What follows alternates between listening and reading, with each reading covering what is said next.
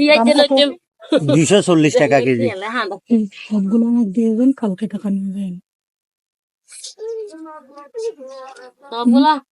সবগুলো আমার দিয়ে দেন, কালকে টাকা নিয়ে যান।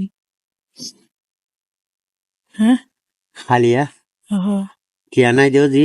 কালকে আমরা চলে যাব দেশের বাড়ি। দেশে বাড়ি চলে গেলে তো টাকা হালিয়া কেন দিবাম?